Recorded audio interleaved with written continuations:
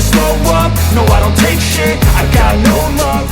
Itu bergeser lebih ke tengah ya. Ya, sementara ternyata Reno yang tadi keluar, bergantikan oleh Arkan Kakak. Berarti Ketika timnas U17 lengah, ada penyerang Hugo Alba yang muncul tiba-tiba, dan nyaris mencuri gol. Indonesia sempat menjaga keseimbangan meskipun ditekan habis-habisan oleh Barcelona. Menit 25, akhirnya Barcelona Juvenil A berhasil mencetak gol.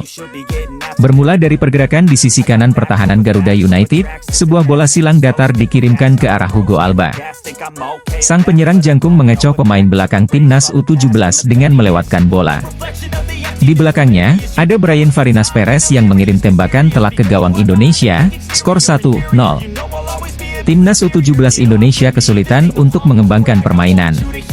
Sebaliknya, Barcelona Juvenil A tampak nyaman dalam mengontrol tempo laga. Akhir babak pertama, Arhan Kakak, penyerang Persis Solo, disuntikkan pelatih Bima Sakti untuk menajamkan serangan. Namun, Barcelona yang mendapatkan peluang pada menit 41, hanya tembakan mereka terlalu tepat ke arah kiper timnas U17, Rifki Tovani. Seiring dengan kepercayaan diri timnas U17 yang meningkat, Habil Akbar yang mendesak dari sisi kiri pertahanan Barcelona, siap menyambut bola muntah. Tembakannya hanya mengenai mistar gawang Blaugrana. Skor masih 0-1. Namun, pada injury time babak pertama, Barcelona mampu mencetak gol kedua. Bermula dari skema sepak pojok, ketika timnas U17 Indonesia gugup menghadapi tekanan lawan, ada pemain Barca yang mencuri kesempatan untuk mencetak gol. Kedudukan 0-2, Garuda United masih punya waktu 45 menit untuk membalas. Hasil pertandingan timnas U17 versus Barcelona dalam uji coba jelang Piala Dunia U17 2023 kalah. Garuda Muda harus mengakui kehebatan Barcelona Junior. Pada babak pertama masih dalam posisi tertinggal skor 0-2. Tampil di Stadion Ngurah Rai, Denpasar, Bali, pada Rabu 2 Agustus 2023, timnas U17 Indonesia yang menggunakan nama Garuda United terbobol oleh aksi nomor 8 Barcelona Juvenil A, Brian Perez. Komposisi Garuda United dalam starting 11 melawan Barcelona diisi oleh para pemain yang sebelumnya membela timnas U16 di kualifikasi Piala Asia U17 2023. Di antaranya Kapten Iqbal Gwijangge, bek Habil Akbar, gelandang Kaviatur Rizky, dan Rizky Afrizal. Selain mereka ada pula penyerang Reno Salampesi. Sementara itu, Barcelona Juvenil A yang dilatih oleh juru taktik Oscar Lopez, tidak hanya mengandalkan bola-bola pendek khas mereka. Blaugrana bisa pula mengirim umpan-umpan panjang, dengan fokus serangan pada sayap kanan bernomor punggung 7, Nil Caldero. Kesempatan untuk Barcelona sudah didapatkan pada menit 8. Nil Caldero yang mendapatkan ruang kosong di sisi kiri pertahanan Garuda United, mengirim tembakan ke sudut jauh gawang. Namun, masih luput. Nil terbukti jadi pemain paling merepotkan untuk timnas U17 sepanjang paruh pertama. Ia mengirimkan umpan yang seakan-akan tembakan, lagi-lagi ke sudut jauh. Malaysia berpotensi kehilangan puluhan poin di FIFA Matchday September dan Oktober 2023. Sedangkan timnas Indonesia berpeluang melesat ke ranking 144 FIFA. Kok bisa? Begini perhitungannya. Skuad Harimau Malaya julukan Malaysia, bakal menghadapi 5 kontestan Piala Asia 2023 pada FIFA Matchday September dan Oktober 2023. Secara ranking FIFA, lawan-lawan yang dihadapi skuad asuhan Kim Pan-gon berada di atas mereka. Malaysia kini menempati peringkat 136 dunia. Di FIFA Matchday September 2023, Malaysia ditantang Suriah dengan ranking 94, dan Cina ranking 80. Kemudian pada Oktober 2023, Malaysia akan menghadapi 2 dari 3 negara yang mereka undang di Piala Merdeka 2023, yakni Palestina ranking 96, India ranking 99, dan Lebanon ranking 100. Potensi Malaysia terpeleset dalam laga-laga di atas sangat besar, terkhusus ketika dihadapkan tim-tim Asia Barat seperti Suriah, Palestina dan Lebanon. Sebab, semenjak ditangani Kim Pan-gon pada awal 2022, Malaysia pernah dikalahkan di kandang sendiri oleh tim asal Asia Barat, Bahrain ranking 86. Jika Malaysia rontok dalam 4 laga, atau setidaknya hanya mendapatkan 1 imbang dan 3 kalah dari 4 pertandingan, Dion Chols dan kawan-kawan bisa kehilangan 15-20 poin. Kondisi itu membuat Malaysia bisa terjun bebas dari peringkat 136 dunia dengan 1,091,57 angka. Bagaimana dengan timnas Indonesia?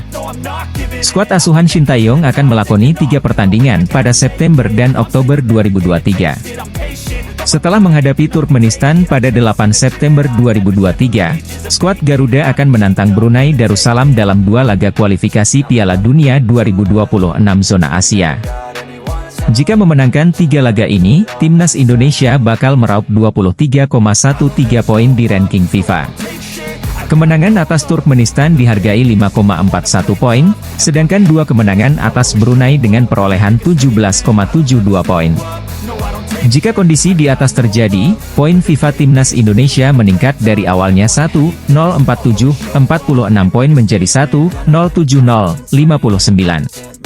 Kondisi itu membuat timnas Indonesia bisa naik 6 anak tangga dari peringkat 150 ke 144 dunia.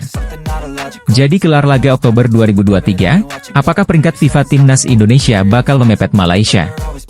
Peluang itu sangat besar terjadi. Proyek naturalisasi pemain keturunan Indonesia masih berjalan, dan Jay Itzes jadi nama terbaru. Timnas Indonesia masih coba memperkaya diri dengan pemain berkualitas yang berkarier di Eropa. Terbaru, nama Jay Itzes muncul sebagai incaran PSSI. Jay Itzes bermain untuk Go Ahead Eagles, klub Eredivisie Belanda yang musim lalu finish di posisi 11. Jay memainkan 32 penampilan di liga domestik, dengan 1 gol. Ia berposisi sebagai gelandang, dan bisa menempati posisi yang lebih bertahan di sentral. Saat ini, Jay sendiri jadi incaran klub Skotlandia, Aberdeen. Usianya masih 22 tahun, dan memiliki garis keturunan Indonesia. Musim lalu Jay banyak bermain sebagai bek tengah dan dinilai sebagai salah satu pemain integral klub. Kontraknya akan habis musim panas ini di Eagles. Aberdeen disebut memimpin perburuan untuk mendapatkan pemain kelahiran Mierlo dengan tinggi 190 cm ini. Aberdeen Live, surat kabar dari Skotlandia, memberitakan bahwa Jay sedang dalam proses pergantian kewarganegaraan demi bisa main di Piala Asia 2023, dan Indonesia adalah tujuan. PSSI masih belum mau berkomentar soal Jay, tapi memang mereka tidak menepis bahwa saat ini sedang berusaha mencari pemain berkualitas untuk memperkuat Merah Putih di Piala Asia, tentunya yang punya garis keturunan Indonesia. Selain Jay, nama lain yang diisukan kembali dirayu oleh PSSI adalah kiper Sampdoria, Emil Audero. Ini bukan hal baru, karena beberapa tahun lalu PSSI sudah ngebet menaturalisasi Emil, tapi yang bersangkutan masih punya harap membela timnas Italia. Pada musim 2022-23, Emil merasakan pahit dalam perjalanan Serie A karena akhirnya Sampdoria harus terdegradasi dengan status juru kunci. Jay Itzes, calon pemain naturalisasi timnas Indonesia dibidik oleh klub Skotlandia, Aberdeen. Media Vietnam ikut kepanasan melihat profil sang pemain. Teranyar, nama Jay Itzes muncul sebagai pemain incaran PSSI untuk dinaturalisasi. Dia bermain untuk Go Ahead Eagles, klub Eredivisie Belanda yang musim lalu finish di posisi 11. Jay memainkan 32 penampilan di liga domestik, dengan torehan 1 gol. Pesepak bola kelahiran 2 Juni 2000 itu berposisi sebagai gelandang, tetapi ia juga bisa menempati posisi bertahan atau bek tengah. Besar di Belanda, Jay Itzes belakangan dikabarkan sedang menjadi incaran klub Skotlandia, Aberdeen. Berhubung saat ini kontraknya di Go Ahead Eagles akan habis. 2 klub Eropa membidik Jay Itzes, maka kualitas pemain ini tak perlu diragukan lagi. Media Vietnam pun ketar-ketir melihat calon pemain naturalisasi timnas Indonesia itu. Kiper keturunan Indonesia, Belanda Danny van den Heuvel mendadak jadi sorotan supporter timnas Indonesia. Hal ini lantaran kiper Leeds United tersebut kepergok mengikuti akun Instagram PSSI. Danny van den Heuvel naturalisasi PSSI untuk Piala Asia kah? Tulis akun fanbase review Timna pada Jumat, 21/7/2023. Danny van den Heuvel sebenarnya bukan nama baru. Dilansir dari suara.com, kiper berusia 20 tahun itu sebenarnya diproyeksikan untuk tampil bersama timnas Indonesia U20 di ajang Piala Dunia U20 kemarin.